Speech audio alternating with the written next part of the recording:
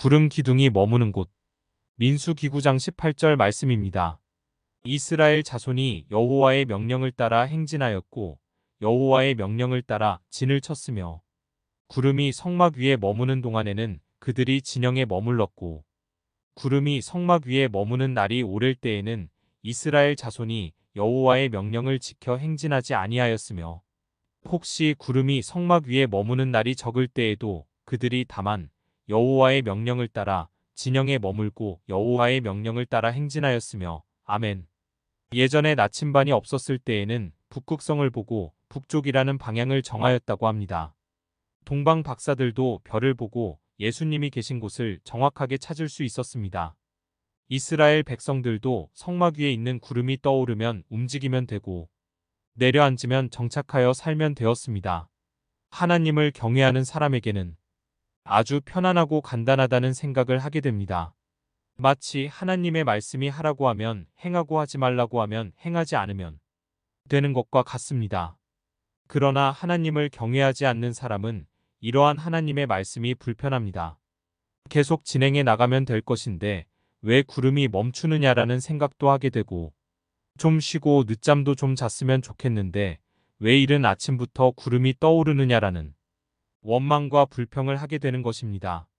하나님의 말씀을 따라 살아가는 것이 편안한 것이 아니라 불편하고 괴롭게 느껴진다는 것입니다.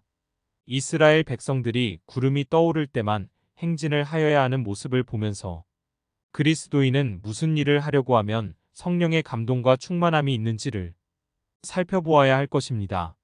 이사를 가려고 한다든지 중요한 계약을 체결하려고 한다든지 신방을 가려고 하든지 간에 성령의 감동인 구름의 움직임이 있느냐 없느냐를 보고 결정을 해야 합니다.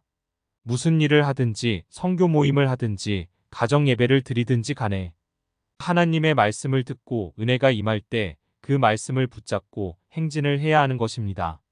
말씀이 떠오르지 아니하고 깨달아지지 않으면 더 기도하고 기다려야 합니다. 아침에 말씀을 묵상함으로 하나님의 뜻을 알고 하루를 행진할 때 올바른 길로 나아갈 수 있는 것입니다.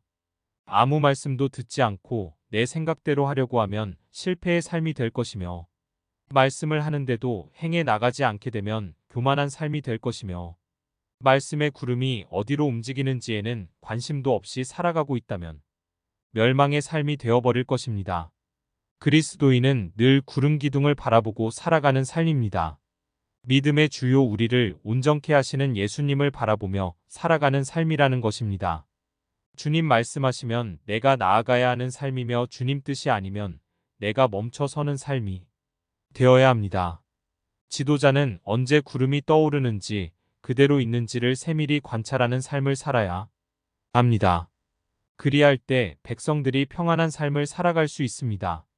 오늘 말씀은 일본 쪽으로 구름이 움직이는 것을 보게 됩니다. 쓰나미로 어려움을 당하고 있는 일본을 위해서 하나님의 은혜를 내려달라고 기도하여야 할 것이며 모든 교회가 일본의 이재민을 돕는 일에 앞장을 서라는 구름이 일본 쪽으로 이동하고 있음을 보게 됩니다. 혹 어떤 사람은 일본을 원수처럼 생각하지만 그리스도인은 그렇게 생각을 해서는 아니 된다는 것을 구름 속에서 말씀해 주십니다. 마태복음 5장 44절 말씀입니다.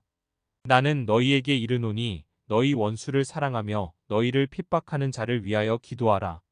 이같이 한즉 하늘에 계신 너희 아버지의 아들이 되리니 이는 하나님이 그 해를 악인과 선인에게 비치게 하시며 비를 의로운 자와 불의한 자에게 내리우심이니라. 너희가 너희를 사랑하는 자를 사랑하면 무슨 상이 있으리요 세리도 이같이 아니하느냐. 아멘. 교회가 예수 그리스도 이름을 새긴 식수와 생필품들을 저들에게 공급해 주므로 예수님의 사랑을 한국 교회를 통해서 전할 수가 있게 되고 그리할 때에 저들이 예수님의 사랑에 감사를 드리게 될 것입니다. 교회가 예수 그리스도의 사랑을 어려움에 처한 일본에 전함으로 저들이 예수 그리스도를 받아들이도록 구름이 움직이고 있음을 알게 됩니다. 구름이 움직이는 곳으로 행진해야 합니다.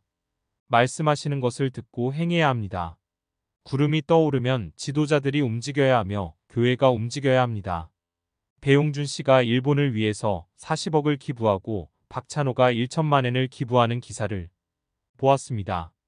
세상이 먼저 일본을 향하여 움직여 나가게 되면 교회는 먹구름만 가득하게 될 것이라는 생각을 해보게 됩니다. 선한 사마리아인이 되어보라는 구름이 떠올랐습니다. 일본이 2차 세계대전의 폐허에서도 일어난 것처럼 쓰나미의 폐허 속에서도 예수 그리스도의 사랑으로 다시 한번 일어나셔서 하나님을 경외하는 국가가 되시기를 진심으로 기도드리는 아침입니다.